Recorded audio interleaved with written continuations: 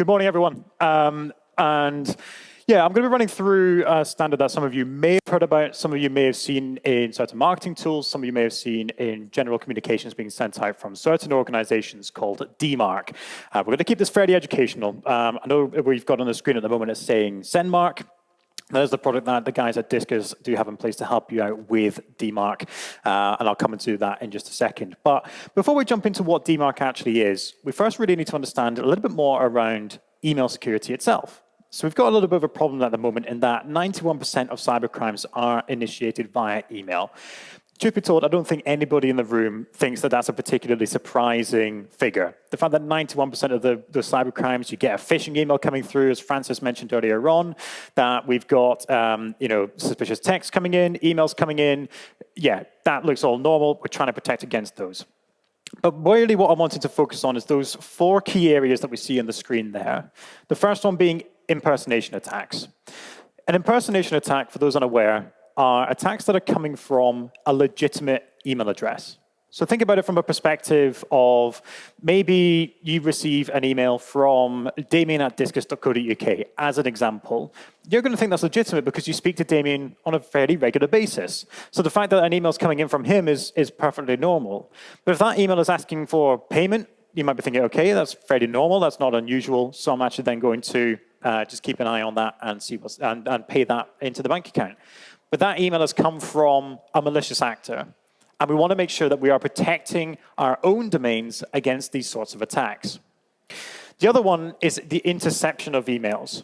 When you send an email from point A to point B, the emails can be intercepted by a threat actor. And what I mean by that is somewhere along the way, they have basically inserted themselves into that chain, and then they're looking at this email that's being sent, and before it even gets delivered to the final recipient, that threat actor is then looking at that email and is then changing the contents of that email.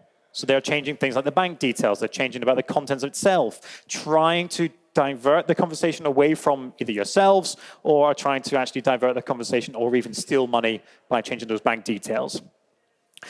The other area, though, which is less around cybersecurity, is deliverability of emails.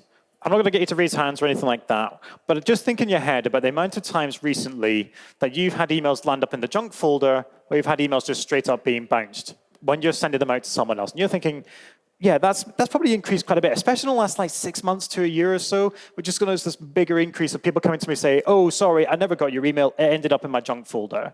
And you're thinking, well, I want to control that because that was an invoice. And if they're not paying that invoice, then I'm losing out on that money. So we need to ensure that we've got control over that deliverability process. The other area that is often lacking in organizations is the fact that when we send an email out from our internal email environment, we don't know what happens to that email after it's gone. We're flying blind. And ideally what we want to have is the ability to actually see what is happening to these emails, what is going on, and does it end up in the inbox? Does it end up in the junk mail folder? I want to know about that before somebody actually tells me that that's what's happened there. I've just put a quick impersonation example up on the screen there, and I appreciate it's going to be quite difficult to see, but this is coming from ronald.mcdonald@mcdonalds.com. And this email is saying, hi, Elliot, please find the following invoice attached. I'm traveling at the moment, so please will you pay this urgently? Now, for those of us who may be doing some form of security awareness training, some of us who may be fairly clued up in terms of actual security, you might be looking at that thinking, well, yeah, this probably does actually look like a threat actor trying to email me and trying to get me to pay money to a wrong bank account because it's saying things like, can you please pay this urgently? Right, okay, there's a time limit on this. We've got one thing in there which is saying, I'm traveling at the moment, so, oh, right, we can't really pick up the phone and speak to Ronald. But the problem is that part of my investigation to understand whether this email is legitimate or if it's coming from a threat actor is to look at that from address that you see at the top there. Now, I've already said that's coming from ronald.mcdonald@mcdonalds.com. Now I might be thinking, well, yeah, I am dealing with that person all the time. So actually, this must be legitimate, and I'll pay the invoice. But this is actually a threat actor impersonating the ronald.mcdonald@mcdonalds.com. There's a reason why I chose that as a particular example. It's because McDonald's themselves are actually open to impersonation attacks. And I actually, if anybody wants to see it, I have a legitimate impersonation email come from that very email address. I've got it on my laptop if you want to have a look at that, and I sent it to myself. So what's the damage that can happen here?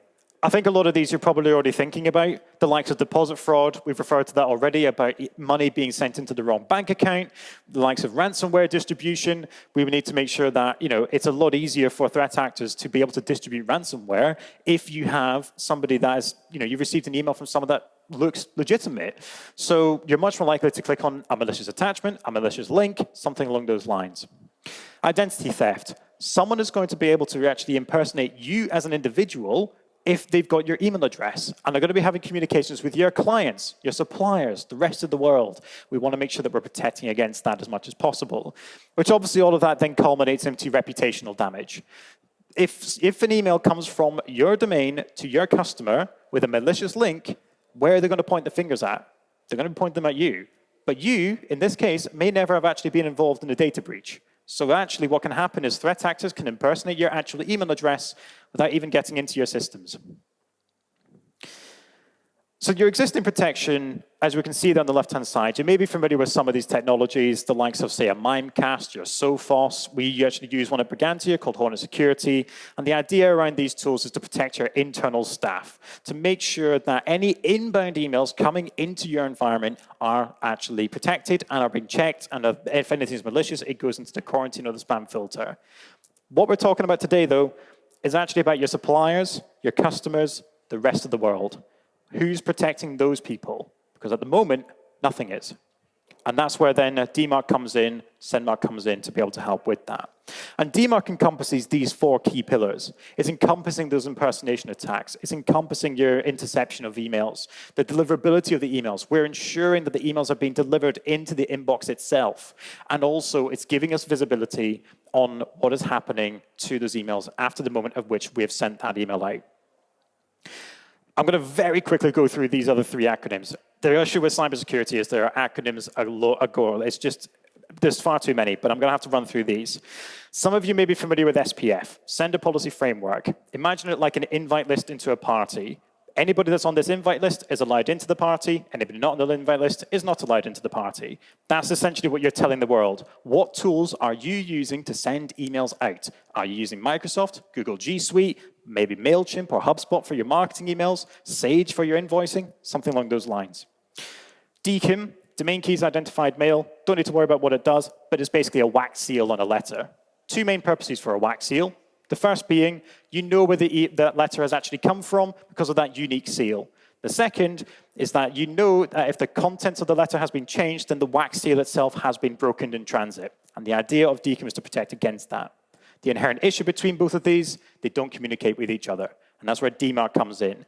DMARC is essentially the bouncer at the door. So it's then looking at the invitations, which have the wax seal in it, and it's looking at the invite list. So if I come up to the door and I say, yeah, my name's Elliot Wilkie, and I've been invited into the party, he's going, yep, Elliot, you're on the list. Have you got the invitation? Here it is. Perfect. I've got the wax seal on it. In you come. The idea of DMARC is that basically the bouncer then can also make decisions about whether or not people should be allowed in or not. So in terms of, say, for example, Francis comes up to the door and says, hey, my name is Francis West. Sorry, Francis, I've not got you on the list. But he goes, but I've been given an invitation. It's got the wax seal on it. And he's like, oh, okay, must have been a mistake. In you come.